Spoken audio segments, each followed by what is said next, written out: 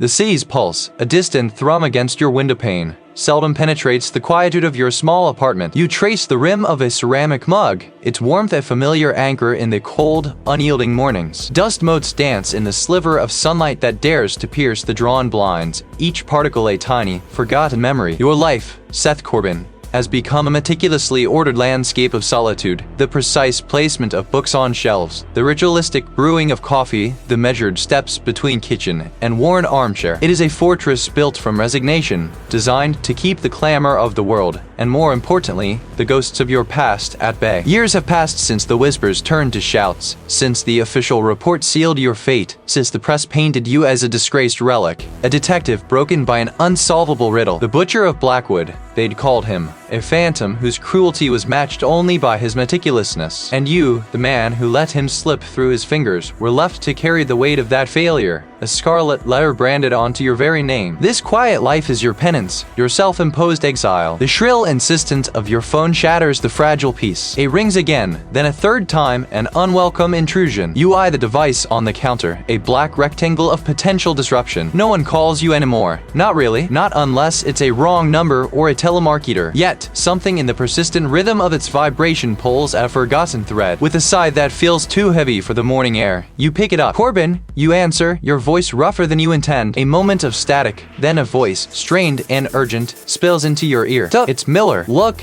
I know it's been a while, but I wouldn't call if it wasn't critical. Miller, a junior investigator back then, now a grizzled veteran, his initial skepticism replaced by a grudging respect during the Blackwood case. He was the one who saw the patterns, the subtle cruelty, the art in the madness, even when others scoffed. Critical how? Miller, your tone is flat. A wall built against the curiosity that tries to spark within you. It's a body, Seth. He was found a few hours ago, downtown, and it's too close. The presentation, the precision. It's him, Seth, or someone trying very hard to be him. They found him on a midnight trading floor with dead screens. The phrase strikes you like a physical blow. The specificity, the macabre stage, the carefully chosen symbolism. It was a signature, etched into your nightmares for years. Your knuckles whiten around the phone. Where? You demand, the word a guttural rasp. I'll send you the address. Don't tell anyone I called you in. Officially, you're not there. Unofficially, I need your eyes, Seth. I need your damn broken insight. The line goes dead, leaving you with the ghost of Miller's plea and the phantom touch of a past you thought buried. Your isolated world cracks, a hairline fracture allowing a sliver of the old obsession to seep back in. You stand there, immobile, the phone still pressed to your ear, the scent of stale coffee suddenly acrid. The decision is made before you consciously acknowledge it. The quiet fortress crumbles. You grab your old leather jacket, the one that still carries the faint aroma of dusty archives and late-night stakeouts, and head for the door. The drive across the city is a blur of streetlights and the relentless hum of tires on asphalt. Uniformed officers mill about the entrance, a hushed swarm beneath the flashing blue and red of emergency vehicles. You flash your old, expired credentials, a gambit born of desperation, and to your surprise, a rookie nods you through. Your face, though aged, still carries the faint imprint of authority enough to pass in the chaos. You take an elevator,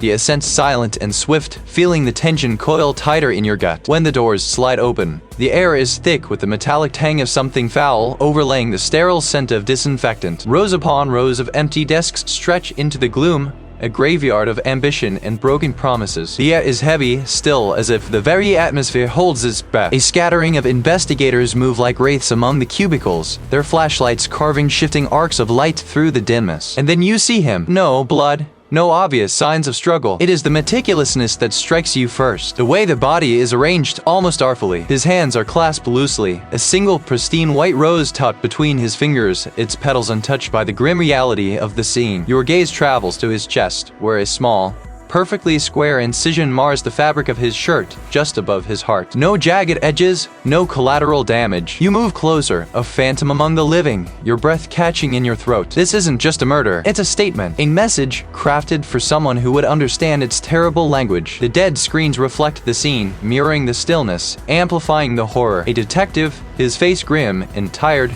turns from the body and sees you. He's a younger man, but his eyes hold the weary knowing of someone who has seen too much history with this kind of thing. He gestures vaguely toward the victim. It's a clean one. No forced entry, no alarms. Just found him like this morning. You don't reply, your eyes fixed on the man at the console. The rose, the precise incision, the symbolic location. It's all there. He never left. Or perhaps you never truly escaped him. The game, it seems, has just begun again. Each dark monitor, a tombstone to fortunes won and lost, now reflects the stark, intrusive glare of forensic lights. A cold fire, born of recognition and dread, begins its slow burn within you, consuming the carefully constructed apathy that had been your shield. The rose, a crimson wound against the sterile white of the victim's chest, mocks you with its perfection. The precise incision, a surgeon's work, a familiar signature. It's all here, a ghost from your past resurrected. Your gaze travels from the silent screens to the floor, where crime scene technicians move with a practiced summer ballet. The killer never left. He carries the weight of the city's fear, and perhaps a small, unwelcome parcel of hope he's reluctantly brought to your doorstep, barely audible above the clicking of cameras. They told me you were here. His gaze sweeps the scene, lingering briefly on the unmoving form, then settling back on you. A silent question mark etched between his brows. You see it, don't you? The signature. You don't reply. You don't need to. He knows. The shared understanding hangs in the frigid air, thick and unspoken. He takes a step closer, his voice dropping further, as if sharing a secret only the two of you could comprehend. The victim, Eleanor Vance, worked here. Financial analyst. Clean record. No enemies anyone can find. But it's too specific, and the location, the old bullseye spot. Bullseye, you echo, the name tasting like ash on your tongue. It was a term from the old days, a specific quadrant on the trading floor where the highest stakes deals were brokered, a place of symbolic power and immense pressure. The lead detective nods, a flicker of something close to desperation in his eyes. We're stumped. No forced entry, no struggle. It's surgical, and the rose, it's a specific breed, you know? A black Baccara, not easy to come by, especially one this perfect. He pauses, then leans in, his voice barely a breath. We found something else. Under her left hand. Almost missed it. He pulls a small, clear evidence bag from his pocket, holding it carefully. Inside, nestled on a square of black velvet, is a single, intricately carved wooden chess piece. A knight. Your mind races, connecting the dots that only you could see. In a sterling case, the victim had been found with a rook. Another, a bishop, a progression. A game, unfolding with agonizing slowness. This wasn't just a copycat. This was the same hand, picking up where it left off, or perhaps never truly stopped. The sterling case, the one that broke you, that cost you everything. We ran it through our database. The lead detective continues, his voice a low thrum of frustration. Nothing, no known sets, no artisan markers. It's a dead end.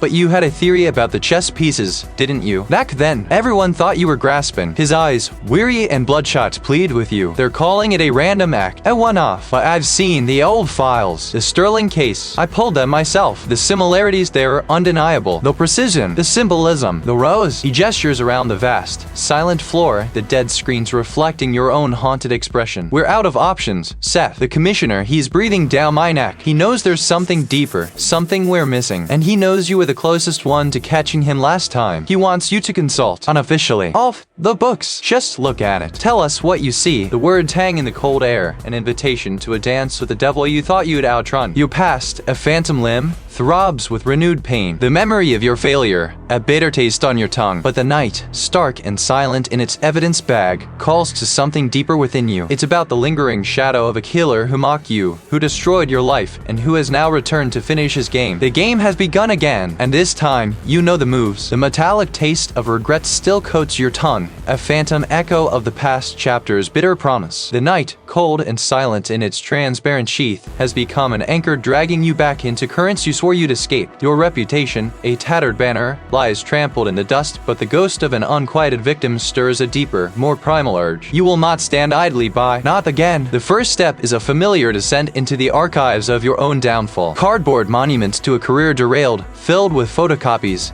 handwritten notes, and official reports. Your personal, unsanctioned repository of the case that broke you. Your fingers, calloused with disuse, brush across faded labels. Case 07-113. Elias Thorne. The name, once a searing brand, now a quiet hum of unresolved discord. You retrieve the thickest file, its edges worn smooth from countless nights of desperate scrutiny. The pages rustle, a whispering chorus of unanswered questions. This is where it all began, where the first night fell. You remember the official narrative, the conclusions drawn by those who came after you, swift and damning. They saw alone, isolated incident. To bridge the chasm between then and now, you need more than memory. You need current intel. A text message, brief and coded, sent to a number long dormant in your phone. A gamble. Hours later, a reply. A single, cryptic address. It's not a meeting place, but a drop. Inside, a sparse, redacted summary of the new incident. It's a relic, a monument to a collapsed venture, now a cavernous tomb of flickering emergency lights and the hum of distant, forgotten ventilation. Each keyboard,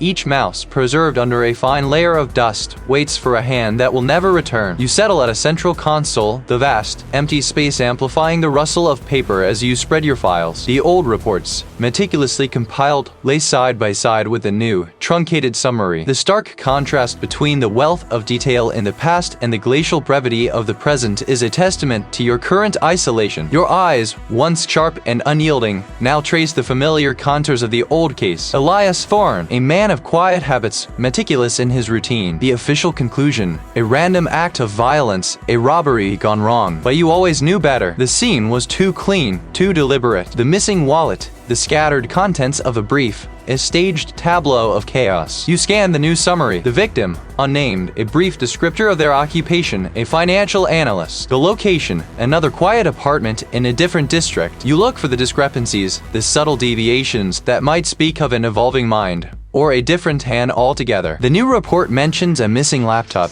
a standard issue corporate device. Standard, your gaze drifts back to the old files, to the inventory of Elias Thorne's possessions. Your own notes, scribbled in the margin, highlight a detail dismissed by others. A specific fountain pen, a limited edition, known only to collectors, was absent. High value, yes, but not obviously so to a casual thief. At the time, you'd logged it as a curious anomaly, an item of peculiar interest to the killer, perhaps, but not central to the robbery gone wrong theory that eventually swallowed your investigation whole. Now, a prickle of unease crawls up your spine. The missing laptop in the new case, the missing fountain pen in the old, both items of value, yes, but not the most valuable things in either apartment, not the obvious targets. They are items that speak of a certain precision, a connoisseur's eye, a collector's selective taste. It's not about the cost, you realize, but the type. A specific, high-quality tool or instrument, perhaps, rather than a generic valuable. You lean closer, your breath fogging the cool air. The new summary mentions the victim's professional life, their meticulous financial records, and then a detail that jolts you,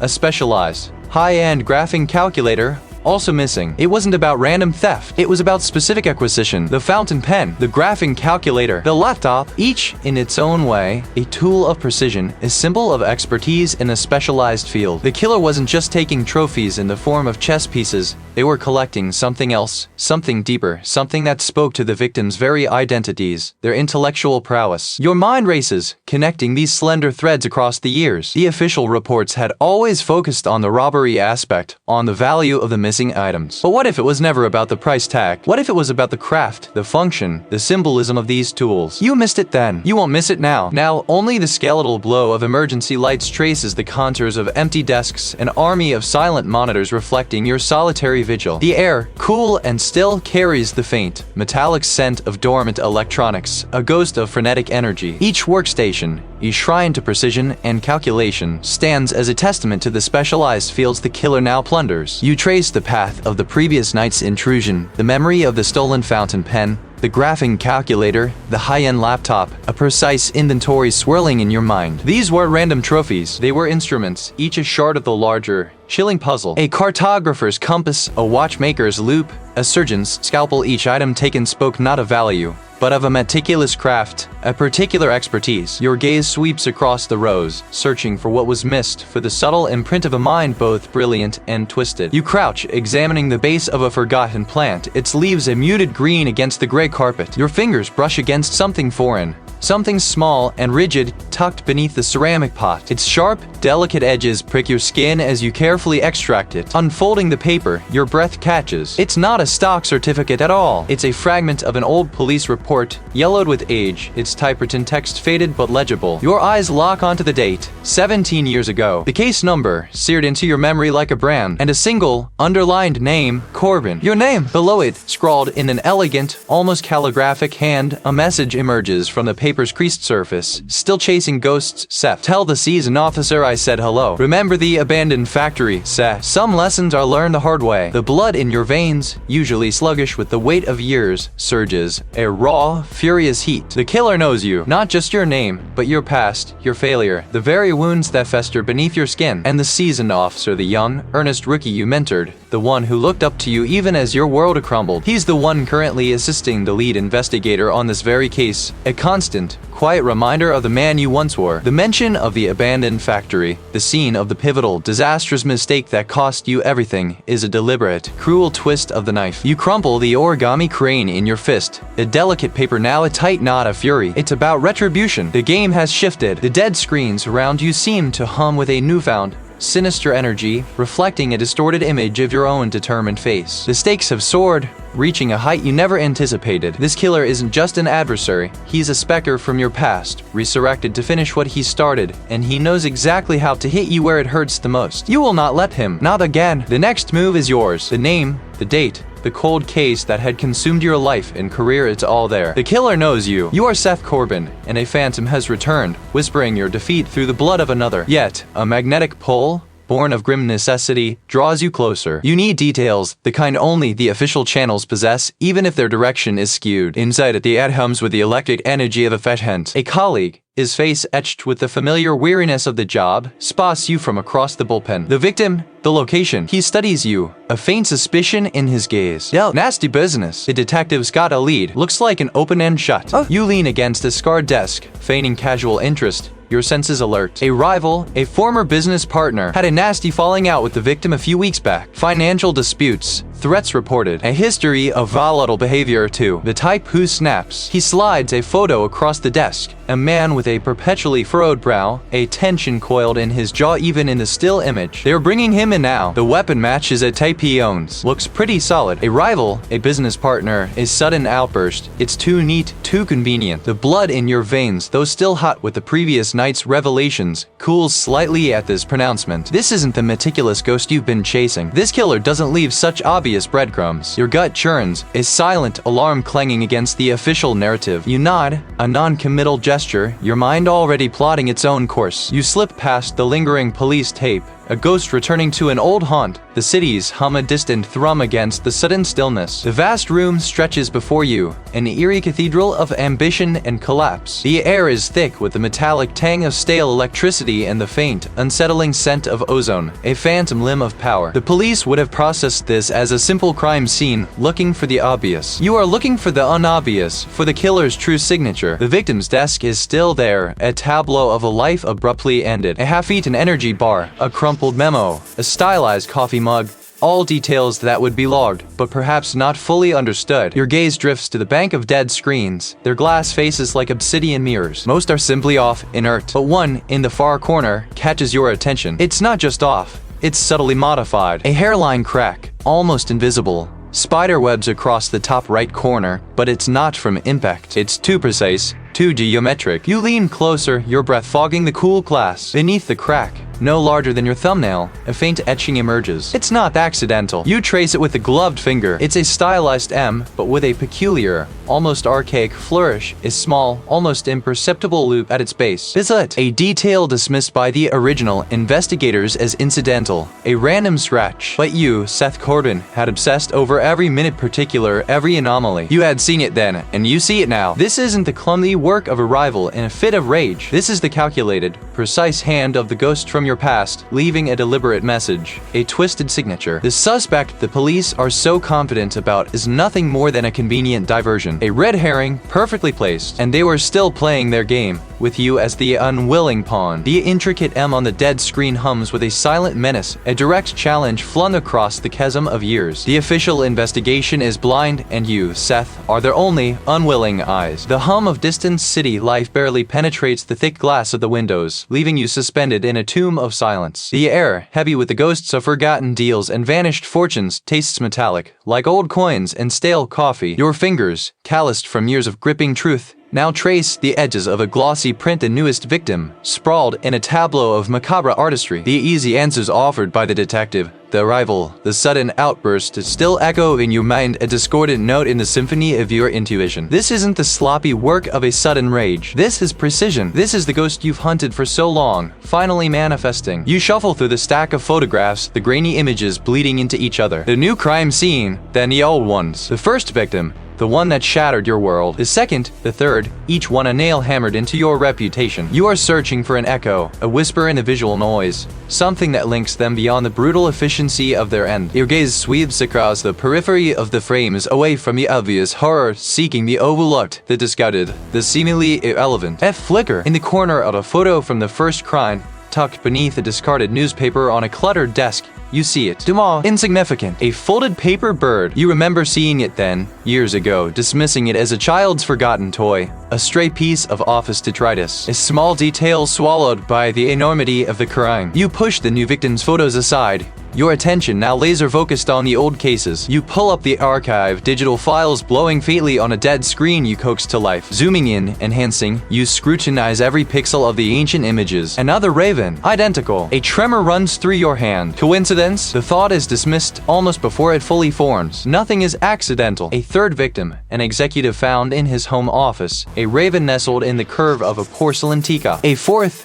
a quiet academic, a paper raven carefully placed on a specific page of an open textbook. Each one so subtly positioned, so easily overlooked, yet undeniably present. The event unfurls before your eyes, a horrifying tapestry woven from years of neglect. You pull out the new crime scene photos again, your eyes scanning the background, the edges, every minute detail. There, you zoom in, your heart now a frantic drum against your ribs. It's another raven, meticulously folded, its paper wings catching the faint light in the cavernous room. It's the paper. But now, with the raven from the new crime in full view, you see it. It possesses a unique, almost imperceptible texture, a specific weave that catches the light in a distinct way. It's not standard office stock. It's not newsprint. It's something specific, something old. You grab a magnifying glass, a relic from your active detective days, and hold it over the digital image of the raven from the first crime scene. Then the second, the third, the fourth, and finally, the newest. The texture, the subtle sheen, the almost forgotten feel of it. This isn't just paper. This is the very same specific, high-grade, almost linen-like paper used for archaic financial ledgers, for old stock certificates, for the kind of documents found in the dusty archives of long-defunct corporations. It's a paper stock that hasn't been in common circulation for decades. A paper that would have been used for records of immense value, now rendered obsolete by digital ledgers. The meticulous ghost didn't just leave a calling card. They left a signature forged from the very fabric of their motive. This isn't about random victims or sudden outbursts. This is about history, about a specific kind of old money, old debts, old scores. They were made from the very documents that held the key to their past, their grievance, their meticulous, decade-spanning vendetta. You are no longer chasing a phantom, and now you finally see it. The hunt has just begun anew. You had followed that spectral impression, a hunch guiding your fingers beneath a deserted terminal, until they brushed against crumpled paper. It was a receipt, water-stained and brittle, for a consignment of specialized industrial-grade solvents and heavy-duty cabling. The vendor's name, Apex Industrial Supply, was printed starkly above an address in the old manufacturing district, a forgotten limb of the city where brick skeletons of factories still clawed at the sky. This wasn't just a random purchase, it was a deliberate acquisition, a prelude. The pre-dawn gloom clung to the skeletal factory district like a shroud. You drove through streets where weeds split asphalt, where shattered windows stared like vacant eyes from colossal brick facades. The address on the receipt led you to the gaping maw of an abandoned textile mill. Its colossal sign, Prosperity Weaves, rusted into illegibility. A chain-link fence, a patchwork of decay and desperate repairs, offered little resistance. You slipped through a gap where the wire had been clumsily cut and retied, a fresh break beneath older corrosion. Your footsteps echoed, swallowed by the cavernous space. Dust motes danced in the slivers of moonlight that pierced the grime-caked skylights, illuminating rusted machinery, draped in cobwebs like forgotten titans. You moved with the stealth of a predator, your gaze sweeping across the vast floor, searching for any sign of recent activity. Deep within the mill's labyrinthine interior, past a series of disused looms and defunct assembly lines, you found it. A section cordoned off by makeshift tarpaulins, shielding it from casual view. You pushed aside the heavy fabric, revealing a stark, almost surgical workspace. Here, the dust was disturbed. The concrete floor swept clean in a rough circle. A single bare bulb, powered by a jury-rigged connection to a forgotten power conduit, cast a harsh yellow glow. On a workbench fashioned from stacked crates, an array of tools lay meticulously arranged. Specialized cutters, crimpers, a soldering iron still faintly warm. A large-scale map of the city was pinned to a peeling wall, marked with a series of red circles. These weren't random. They clustered around areas of high pedestrian traffic, but specifically near transit hubs and financial institutions. Your eyes traced the familiar pattern of the previous victim's last known movements, now eerily mirrored in one of the circled locations. A single date, 2 weeks from now, was boldly circled in red. Below it, a scrawled note, Harvest Moon. And beside the calendar, a small, worn photograph. But beneath it, another photograph, newer, vibrant. A woman mid-20s with an unmistakable resemblance to the recent victim. The same striking auburn hair, the same particular set of her jaw. A shiver crawled up your spine. This wasn't just a killer. This was a collector, a connoisseur of a specific, horrifying aesthetic. The Harvest Moon date, the targeted locations, the distinct victim profile. It was a predictive pattern, a countdown. Your head snapped up, senses flaring. Footsteps. A figure emerged from the gloom, silhouetted against the distant entrance, then moving into the harsh light of the work area. It was a man, stocky, with the tired slouch of someone accustomed to manual labor. He wore a faded work jacket and a grimy cap pulled low. He wasn't the meticulous planner you surmised, but a facilitator, a cleaner. He moved directly to the workbench, his movements practiced, efficient. He began to gather the tools, placing them into a canvas bag. He was close, agonizingly close. You could hear the rustle of his jacket, the soft clink of metal as he bagged the tools. He paused, his head cocked slightly as if listening. Did he hear you? Did he sense your presence? Your muscles tensed, ready to spring, to fight, to flee. He reached for the map, tearing it from the wall with a decisive rip. As he folded it, his gaze swept across the stack of drums where you were hidden. Your breath hitched, his silent plea for invisibility. He took a step closer, his hand reaching out, not towards your hiding place, but to retrieve a stray piece of cabling that had fallen near the drums. The tension was a physical weight, crushing your chest. You watched his hand, calloused and thick, as it retrieved the cable. He straightened, then turned, walking away from your position, towards a different corner of the makeshift workspace. He began to spray a pungent solvent over the workbench, wiping it down with a rag, erasing any trace. This was your chance. As his back was turned, engrossed in his task, you moved. Each step was a prayer, each breath a measured risk. You navigated the skeletal machinery, the echoing vastness of the mill, until you reached the broken fence. You were out, but the image of the calendar, the circle Harvest Moon date, and the photographs of the two women, one dead, one marked, were burned into your mind. The solvents and cabling, the precise tools, the targeted locations, the specific victim profile. It wasn't just a return. It was an escalation, a timeline, and you had just walked away from the very person who might have been the next victim's unwitting architect. The hunt was no longer about the past. It was about preventing a meticulously planned future. Your breath plumes faintly, a transient cloud in the vast, unfeeling space. For weeks, the threads have snagged, frayed, then pulled taut again. The pattern, it's the signature, something you dismissed in the original case, a detail so seemingly random, so insignificant, that it was relegated to an anomaly, a fluke. Each victim, both decades ago and in the present, was found with a small, meticulously placed object. Not a calling card, not a trophy, but something more esoteric. In the first spree, it was a rare Roman coin, a sesterdius from a specific, short-lived emperor. The new victims? A miniature ivory chess piece, a carefully pressed fern frond from a species native to a remote island, a single, perfectly cut sapphire, not just valuable, but personally curated. The rows of silent terminals stretch into the gloom, a digital graveyard. The meticulousness, the sheer, painstaking effort to acquire these unique tokens suddenly screams louder than any confession. And the connection, you realize with a sickening lurch, isn't about the victims themselves, but about the statement these objects make. A statement only someone with a particular, rare insight could appreciate. A faint, almost imperceptible click echoes from the far end of the floor, near the server racks. It's too precise to be the building settling, too deliberate to be a trick of the air. Your spine stiffens. You are not alone. You pivot slowly, your hand instinctively reaching for the worn grip of the pistol tucked into your waistband. There, by the emergency exit, a glint, not metal, but something reflective, a shard of light caught from a distant street lamp filtering through the high windows. It's a fragment of glass, a tiny, almost invisible chip from a monitor screen, lying on the polished floor. Too small to mean anything, yet it wasn't there when you entered. A sudden, sharp whistle cuts through the stillness, a mocking, almost playful sound. It comes from behind you, closer than you thought possible. You spin, raising the pistol, your senses screaming. A figure emerges from the labyrinth of desks, silhouetted against the faint glow of the city. It's the stranger, the one who always seemed to appear at the edges of your investigation, offering cryptic advice, a helpful hand, a misplaced piece of information. The one you dismissed as an informant, a curious bystander, perhaps even a well-meaning meddler. Seth. The stranger's voice is calm, stripping away the last vestiges of your disbelief. He holds nothing in his hands, yet his posture is one of coiled menace. You see the objects now, don't you? The curated collection. Each one a piece of me, a piece of what you destroyed. The shocking connection, the motive, blossoms in your mind with an horrific clarity. It wasn't just about the original killer. It was about the fallout. The way the investigation had torn through lives, collateral damage in your relentless, ultimately failed pursuit. The stranger wasn't just a witness or an informant. He was a survivor of that initial storm, someone whose existence was shattered by the very case that cost you your badge. Your family never fully returned, their reputation tarnished by association. A family whose quiet, scholarly life was irrevocably broken. The coins! Yes, and those small, insignificant details, Seth. They were my entire world. Until you came crashing in, a bull in a china shop, focused only on your grand chase, trampling everything in your path. His voice hardens, losing its calm facade, revealing the raw, decades-old wound beneath. You missed the true killer then,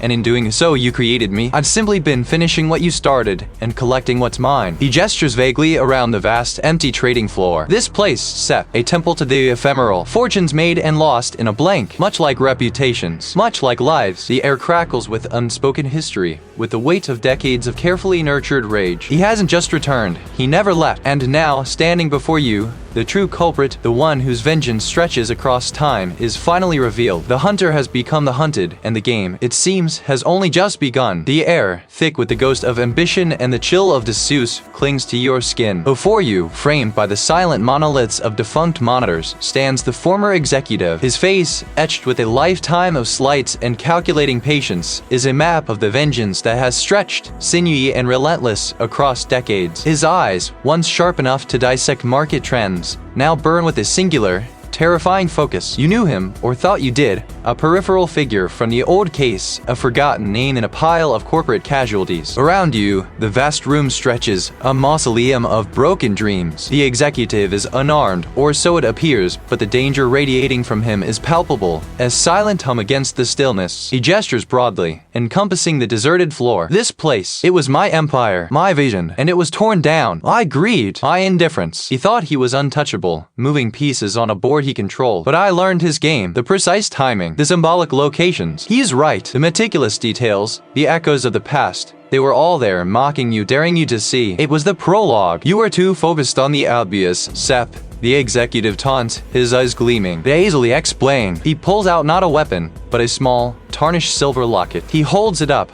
letting the faint light catch its dull surface. This belonged to my daughter. He was brilliant, destined for greatness. But when the company collapsed, when my reputation was shredded, her scholarship vanished. Her dreams shattered. She took her own life, Seth. The locket, a detail you'd heard, dismissed as irrelevant. A daughter's suicide, attributed to the general despair of the financial crisis. It wasn't just about money. It was about a life, a future extinguished, a debt collected, the investor who pulled his funds prematurely, triggering the collapse, the auditor who falsified the reports, the lawyer who twisted the truth, and finally, the last piece. He glances toward the far end of the trading floor, where a single, flickering red light pulses on an otherwise dormant server rack. The final act, to erase the digital footprint of my existence here, to sever the last ties, to make it as if I, and my family, never even mattered to this cursed place. You understand now. He isn't just seeking revenge. He is seeking obliteration, a cleansing fire to burn away the memory of his suffering and the system that caused it. And he intends to do it here, amidst the silent testament to his professional demise, perhaps even taking his own life afterward, completing the cycle of vengeance and self-destruction. The red light on the server rack is a timer, a countdown to his final act. You won't finish it. You state, your voice surprisingly steady despite the tremor in your hands. This won't bring her back. No, he concedes, a flicker of something akin to sorrow crossing his features before hardening warning once more, but it will bring closure. A justice you were too blind to deliver. He takes a step toward the server rack, his intention clear. You launch yourself forward. He reacts with surprising speed for his age, sidestepping your initial lunge. He knows this space, its geometry, its hidden obstacles. You collide with a discarded office chair, sending it skittering across the floor with a metallic shriek. He uses the distraction, making for the server rack. Stop! You shout, pushing yourself up, your muscles screaming in protest. The years out of the field have taken their toll, but the old instincts, honed by countless chases and confrontations, surge back. You see him reach for a panel on the server, a small, almost imperceptible switch. You dive, arms outstretched, tackling him from behind. He struggles, surprisingly strong, fueled by decades of suppressed rage. His hands, gnarled and surprisingly powerful, grasp at your throat. The smell of old paper and something metallic, like stale coins, fills your nostrils. Your vision blurs, the red light on the server rack pulsing with sickening regularity. You fight back, clawing at his grip, twisting, searching for an opening. This isn't just about catching a killer. It's about stopping a man consumed by grief and injustice, preventing him from completing a cycle of destruction that will leave more victims in its wake, even if those victims are only ghosts. The weight of your past failures presses down on you, urging you to push harder, to finally see this through, to break the chain. You must break the chain! The silence of the trading floor shatters as you launch yourself forward, a primal roar tearing from your throat. The air crackles with the ghost of 1,000 frantic trades, now dead, cold, and still. Your momentum carries you, a desperate missile aimed at the stranger, whose hand hovers over the server rack, poised to obliterate the truth. You collide, a jarring symphony of bone and sinew. The impact sends you both reeling, a clumsy dance across the polished floor. He scrambles back, his gaze flicking to the server, then to you, calculating, always calculating. You fail, Seth Corbin, he hisses, his voice a low, guttural rasp echoing in the vast, quiet space. Just as you always have. He lunges, not for the server, but for you. A glint of dull metal catches the faint emergency lights, a small, sharp blade, pulled from a hidden sheath. It's a familiar weight in his hand, a ghost of countless victims. The blade arcs, a silver whisper in the air, aimed for your gut. The pain is a distant hum, drowned out by the adrenaline. You grasp his wrist, twisting, forcing the blade away. The struggle is intimate, brutal. You are locked in a grotesque embrace, each breath a ragged gasp, each movement a desperate gamble. His strength is formidable, fueled by years of meticulous planning, by a twisted sense of purpose. You feel the tremor in his arm, the fanaticism that has driven him to this precipice. He tries to knee you, but you anticipate the move, driving your own knee into his thigh. He grunts, momentarily losing balance. This is your chance. You pivot, using his momentum against him, slamming him into one of the dead trading terminals. The screen shudders, the silent keyboard rattling, a mournful clatter in the cavernous room. His head thuds against the plastic casing. For a fleeting second, his eyes glaze over. It's enough. Before he can recover, you have him pinned, one hand gripping his throat, the other pressing down on his shoulder, keeping him against the defunct terminal. His breath hitches, his eyes wide, no longer burning with zeal, but with a stark, animal fear. Tell me, you demand, your voice raw, strained. Why the decades? The ones who let her wither, Seth. The ones who walked away. They needed to see, needed to know their complicity. Before you can press him further, a sudden, sharp command slices through the air. Freeze! Drop to the floor. Headlights sweep across the vast space, cutting through the gloom. The detective says, his voice devoid of judgment, only recognition. Step away from him. You hesitate, your body still humming with the fight, your mind still reeling from the stranger's partial confession. But the moment has passed. The tension, though still present, has shifted. Slowly, you release your grip, stepping back, your chest heaving, your sight dropping. The officers move swiftly, expertly. The stranger offers no further resistance. His eyes, now vacant, track your movements as they secure his wrists, the metallic click of the cuffs a final, damning punctuation mark. As they lead him away, his head turns, his gaze locking with yours. The girl in the river, Seth, he says, his voice carrying clearly across the suddenly hushed space. The one they called a runaway. My sister. They let her drown in the system, just like the others. I only showed them what they failed to see. The revelation hits you like a physical blow. Not a random runaway, but a neglected victim. A sister whose death had been dismissed, sparking a lifetime of meticulously planned, brutal retribution. The pieces, scattered across decades, finally coalesce into a complete, monstrous mistake. The initial victim, the catalyst for everything, was not a stranger to him at all, but a deep, personal wound. His perceived justice was a twisted monument to a forgotten sibling. The adrenaline begins to recede, leaving you with a profound, aching weariness. The pain in your side intensifies, a sharp reminder of the night's brutality. The detective approaches, his expression softening slightly. "You okay, Seth?" he asks, his voice surprisingly gentle. You nod, running a hand over your face, feeling the grit and sweat. "Yeah, you manage." The word raspy. "Just higher." He gestures to the wound on your side. "We'll get you looked at." "You did good, Corbin." The air still carries the phantom echoes of the struggle. "The closure he spoke of, the justice you were blind to, has arrived, albeit in a form far more devastating and personal than you could have ever imagined." You look around the midnight trading floor with dead screens. The monitors still display their inert, dark reflections. The scent of ozone and stale coffee clings to the air, a final testament to the chaos that just ripped through this sterile space. Footsteps echo heavy and deliberate, pulling you from the immediate aftermath. The detective, his face a mistake of exhaustion and grim satisfaction, steps into your periphery. His gaze sweeps over the bound figure of the culprit, now slumped against a console, then settles on you. No words are exchanged, none are needed. The truth, stark and undeniable, hangs in the air between you, a silent acknowledgement of the phantom finally caged. "It was always about the ledger, wasn't it, Seth?" The detective's voice is a low rasp, cutting through the quiet. "The one you couldn't find, the one that supposedly didn't exist." You nod, the motion stiff, your throat tight. The pieces, once scattered shards of a shattered mirror, have finally coalesced into a hideous whole. The culprit, not merely a copycat, but the architect of the original ruin, the one who have meticulously orchestrated your downfall. The revelation isn't a shock. The tendrils of suspicion had long wrapped around this figure, the pieces clicking into place only in the desperate, final moments of the chase. It was a twisted form of artistic expression for them. Each victim, a brushstroke to maintain their carefully constructed lie. The ledger wasn't just missing. It was a ghost, a legend they created to cover their tracks, while the real evidence was hidden in plain sight, encoded in the very chaos they created. The detective nods slowly, his eyes holding a depth of understanding you hadn't seen in years. The coded messages in the seemingly random financial transactions, the algorithm you finally cracked. It was brilliant in its own horrific way. And you, Seth Corbin, the disgraced,